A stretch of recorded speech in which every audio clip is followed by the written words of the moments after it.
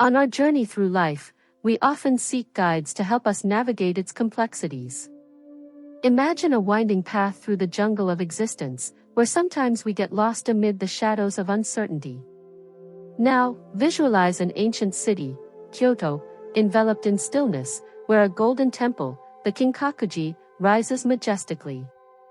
From its gates emerges the serene figure of a wise master, radiating clarity through words that glimmer in the darkness. This Zen wisdom acts like a clear map in times of confusion, a compass in life's storms, offering a simple and fresh path into the depths of Zen philosophy. In this video, you'll dive into the art of using that map, unveiling Zen principles that can transform your worldview and, in turn, reshape your life entirely. Lesson 1: Confronting Procrastination. We all procrastinate, but why? The root is often fear.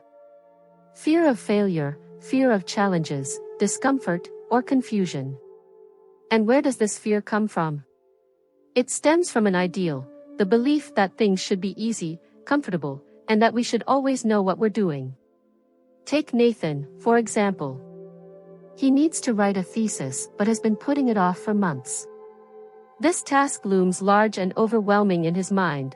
It feels difficult, confusing, and exhausting. He dreads the research, writing, and long hours ahead, and so he turns toward distractions like social media or television. Deep down, Nathan clings to the ideal that success should feel smooth and effortless. When reality clashes with this ideal, he avoids it. What can Nathan do about this fear that's fueling his procrastination? He can start by letting go of that ideal. Life isn't supposed to be easy. In fact, meaningful achievements often arise from challenges. Growth happens outside our comfort zones, and learning takes place when we don't know what we're doing. By embracing difficulty, discomfort, and uncertainty, Nathan can free himself from fear. He can focus on being present in the task, doing the work step by step, moment by moment. Letting go, accepting, embracing, and being present, this is the antidote to procrastination. Lesson 2: Facing Fear. Fear is not only the root of procrastination but also the source of many other struggles.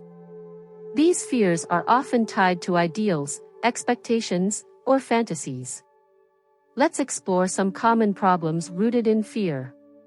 1. Debt. People often accumulate debt due to emotional spending, driven by anxiety or loneliness. They might also fear letting go of certain comforts, such as daily luxuries like Starbucks or maintaining a stylish car. The fear of losing comfort or being judged if life becomes less lavish can fuel unhealthy financial decisions. 2. Relationship issues. In relationships, fear can take many forms: fear of not being good enough, fear of abandonment, or fear of not being accepted as you are. There's often a desire to control the other person, stemming from insecurity and a fear of losing control over the relationship. 3. Inconsistent exercise. Fear of discomfort and tiredness can prevent people from maintaining an exercise routine. They may also fear missing out on easier activities like watching TV, making it harder to commit to physical fitness.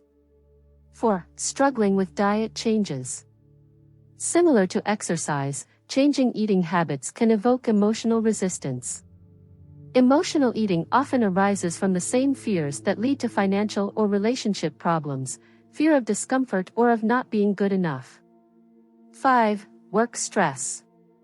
Often, stress at work comes not from the workload itself but from an idealized belief that everything must be completed perfectly and on time.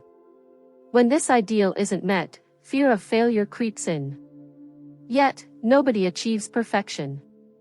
Accepting that mistakes and delays are part of life helps alleviate unnecessary stress. All of these fears arise from unrealistic ideals and a lack of trust in ourselves and the present moment. If we practice releasing these ideals and instead accept reality as it is, many of our struggles will dissolve. The root of many problems lies in fear, which is born from attachment to ideals. Lesson 3: Managing distractions.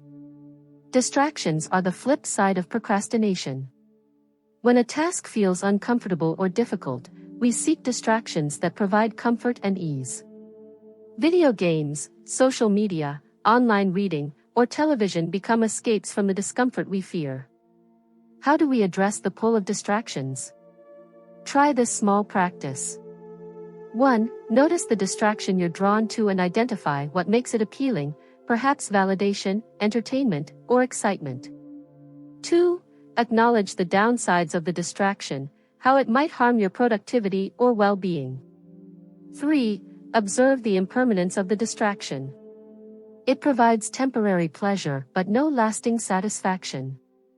4. Practice detaching from the distraction, even if only for a few moments. In its place, find gratitude for something in your life. 5. Explore internal sources of happiness instead of relying on external distractions. Enjoy activities like reading a book, spending time in nature, or writing. 6. Notice the freedom that arises when you release distractions. With practice, these moments of detachment become easier and more rewarding. Lesson 4. Building habits. Creating new habits is straightforward. You practice the desired habit, say, exercising, right after a trigger, like your morning coffee, and you repeat it until it becomes automatic. However, many obstacles arise along the way, such as fear, fatigue, or old habits. One key challenge is the ideal that success should come quickly. When people struggle to stick with new habits, they often give up, believing they've failed. But forming habits requires patience, acceptance of failure, and consistent effort. Detach from the ideal that success will be immediate. Release old habits consciously and replace them with new ones through mindful practice.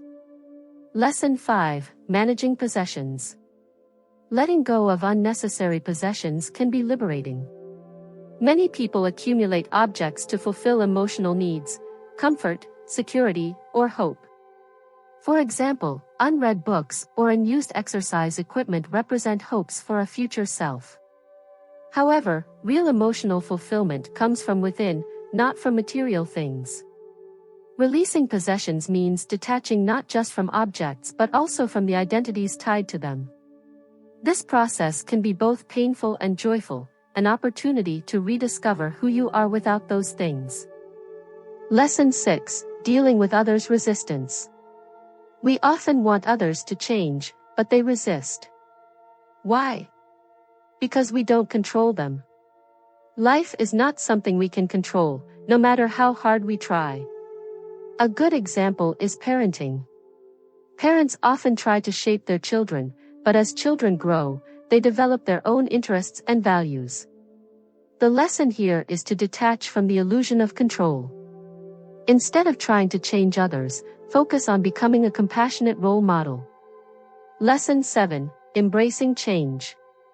Everything in life is impermanent: people, situations, objects, even our own sense of self. This impermanence can be frightening but also liberating. If we accept that life is constantly changing, we free ourselves from the suffering caused by clinging to things as they are. Each moment offers an opportunity to reinvent ourselves. For example, if you've been procrastinating, you can release the old version of yourself and become someone who takes action. If a loved one is angry with you, you can become a more empathetic person who mends the relationship. Letting go of the past and embracing the present moment allows us to live more fully. The skill of detachment helps us engage with reality as it is, rather than as we wish it to be.